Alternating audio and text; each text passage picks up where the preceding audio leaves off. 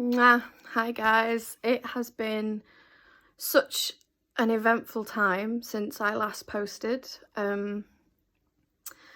Firstly, the virus. Lockdown has officially been eased. The government have very carefully made sure to put on all the coronavirus warnings. Do you want another lockdown? Knowing full well that there will be another lockdown because there'll be a second wave. But they've deliberately done that so that the blame is now shifted to us, so they can say, you did not pay attention to lockdown, you are the reason it spread again. Which, as you can imagine, is infuriating. Do not blame the British public for your failing Boris Johnson. You have killed thousands of people.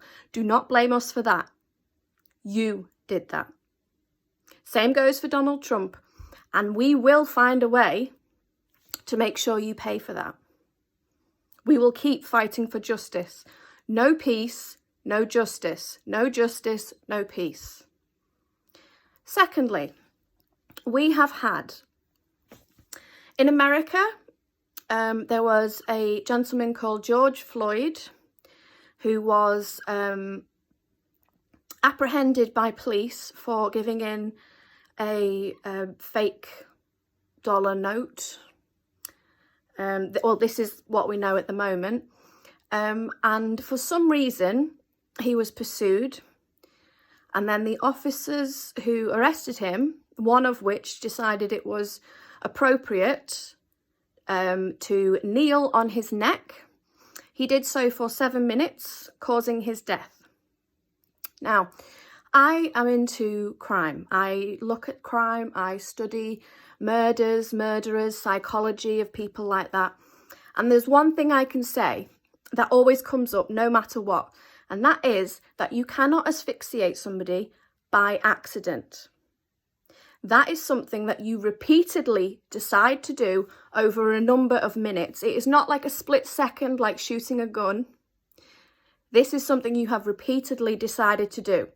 He kept doing it. He caused his death. Because of that, other things have come to light to do with the African communities around the world.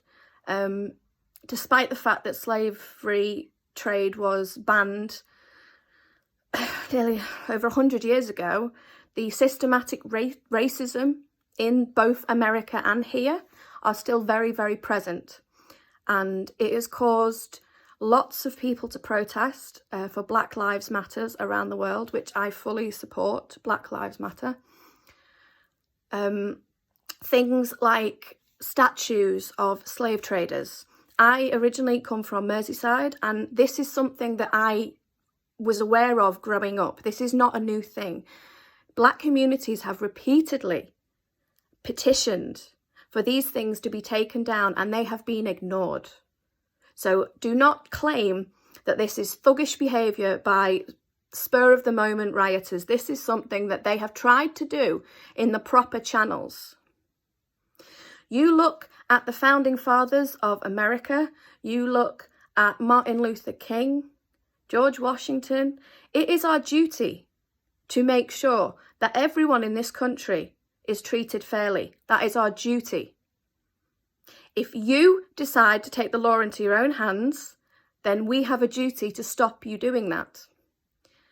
As a result, yesterday, a statue of a slave trader in Bristol was pulled down.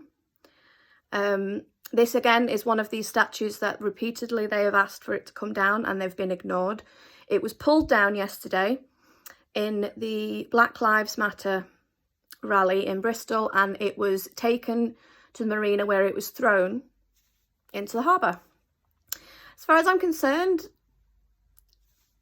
what do you expect? You had fair warning, you brought it on yourself. They tried to go in the proper channels. If you repeatedly deny people's rights, you are forcing them to take action. So this is your fault.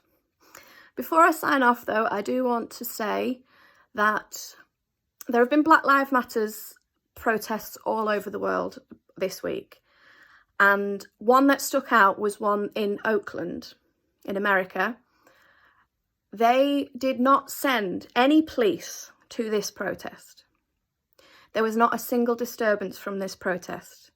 Protesters sang and danced. Everyone went home peaceful, happy, nothing broken, no violence, no looting. It can be done. Police brutality is a problem both here and in America, and we need to stand up against it. If the police don't follow the law, why the hell should the rest of us?